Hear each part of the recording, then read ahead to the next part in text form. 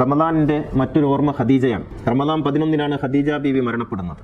റമദാൻ 11 ഖദീജ ബീവി, റമദാൻ 20 അലി ഇബ്നു അബി ത്വാലിബ്. ഖദീജ ബീവിയെ കുറിച്ച് നമ്മൾ ഏറെ പറഞ്ഞിട്ടുണ്ട്. ആരാണ് ഖദീജ ബീവി? ഇസ്ലാമിന്റെ ഉമ്മ, ലോകത്തിന്റെ ഉമ്മയാണ്, മനുഷ്യകുലത്തിന്റെ ഉമ്മയാണ് ഹവ്വ, യേശുവിന്റെ ഉമ്മയാണ് മറിയം, ഇസ്ലാമിന്റെ ഉമ്മയാണ് ഖദീജ.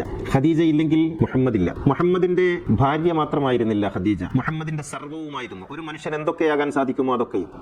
അതുകൊണ്ടാണ് ഒരു അധ്യായം ഖദീജയ്ക്ക് വേണ്ടി അവതരിച്ചു. ഖുർആനിലെ സൂറത്തുൽ ദുഹാ, അത് അബൂ താലിബിന്റെയും ഖദീജയുടെയും സ്മരണയാണ്. വദ്ദുഹാ വല്ലൈലി ഇദാ സജ മാ വദ്ദഅക റബ്ബുക വമാ ഖല വലൽ ആഖിറതു ഖൈറുൽ ലക മിനൽ ഊല. നിന്നെ നാഥൻ കൈവിട്ടിട്ടില്ല, ഭദ്രമായ കരങ്ങളിൽ നിന്നെ ഏൽപ്പിച്ചു. അത് ഖദീജയുടെ കരമാണ്, അത് അബൂ താലിബിന്റെ കരമാണ്. അലം യജിദ്ക യതീമൻ ഫആവ, അനാഥനായ നിന്നെ സനാഥനാക്കി അബൂ താലിബിലേക്ക് ചേർത്തു. വവജദക ളാല്ലൻ ഫഹദ, എങ്ങോട്ടോ സഞ്ചരിക്കേണ്ടവനായിരുന്നു, നിന്നെ നേർമാർഗ്ഗത്തിലേക്ക് നയിച്ചു. വവജദക ആയിലൻ ഫഅഗ്ന, രക്ഷയ്ക്ക് വകയില്ലാത്ത നിനക്ക് നാം സമൃദ്ധി നൽകി. ഇനി എങ്ങനെയാണ് ഖദീജയെ പറയേണ്ടത്? ഒരു അധ്യായം ഖദീജയ്ക്ക് വേണ്ടി.